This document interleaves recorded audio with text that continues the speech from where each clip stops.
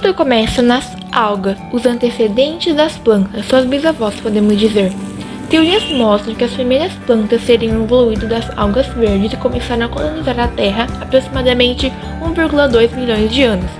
Antes de tudo, é preciso entender quais são as diferenças entre algas e plantas. As plantas pertencem ao reino Plantae, enquanto as algas fazem parte do reino Protista. As plantas também possuem a estrutura celular mais complexa, apresentando células eucarióticas e pluricelulares. Já algas apresentam células mais simples, podendo ser pluri- ou unicelulares.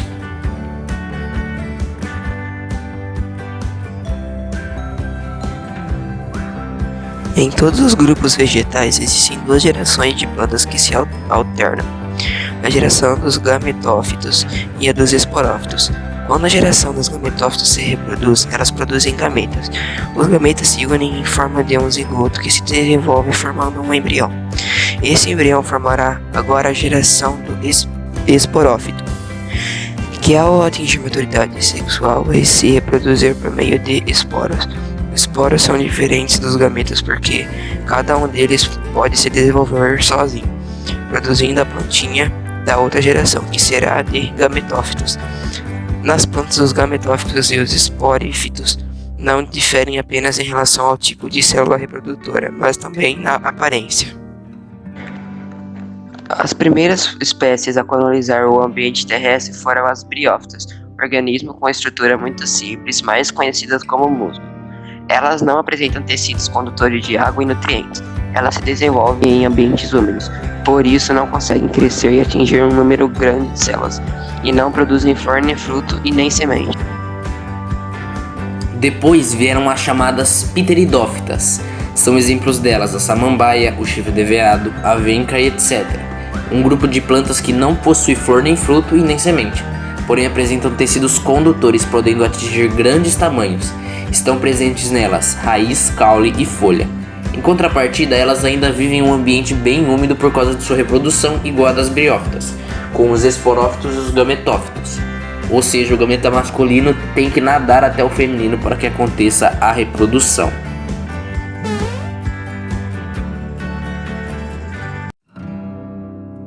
Gimnospermas.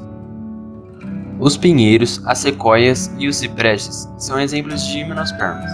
Uma curiosidade é que seu nome vem das palavras gregas gimnos, que significa nu, e sperma, semente, ou seja, são as primeiras plantas a produzirem uma estrutura chamada semente. Só que elas não produzem fruto, por isso o nome semente nua. O fato de produzirem semente facilita e aumenta as chances de sobrevivência do embrião se desenvolver. Todas possuem raiz, caule e folha, mas não flores. Na época de reprodução, formam-se ramos diferenciados, que constituem os estróbilos, esporos ou escamas portadoras de óvulos. Podemos citar as coníferas. As gimnospermas podem atingir grandes tamanhos, chegando a mais de 70 metros, alguns exemplares. No Brasil, uma espécie muito conhecida é a araucária, ou o pinheiro do Paraná. Falando sobre reprodução, já representa uma grande adaptação ao meio terrestre. Nesse grupo surgiu o grão de pólen, estrutura microscópica, que é transportada pelo vento ou por um ser polinizador, como abelhas e borboletas, saindo do estróbilo masculino, onde foi produzido, até o feminino.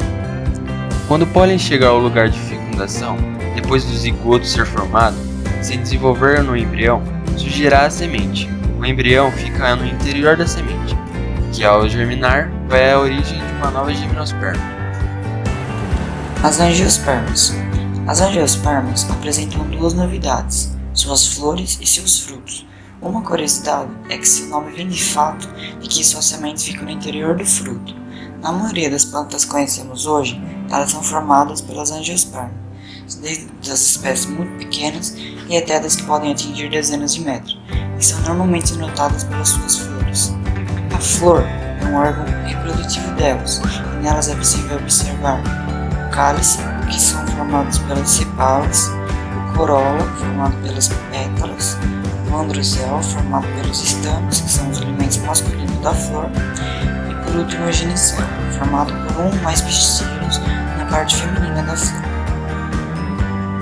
Na região da camada antéria, na extremidade do estame, é produzido pólen, que será transportado a uma flor da mesma espécie. Já caindo na ponta do pistilo, o pólen vai dar origem a um tubo, levando os gametas masculinos em direção ao ovário. Dentro do ovário, pode haver mais de um ovo aguardando os gametas. Cada óvulo fecundado produzirá uma semente e o ovário se transformará em fruto. Mas lembre-se, é importante que os frutos originados do ovário da flor são frutos verdadeiros, como por exemplo tomate ou cereja. Já aqueles outros frutos que vêm de outra parte da flor ser o ovário são chamados de pseudofrutos, como por exemplo morango, maracujá e o caju.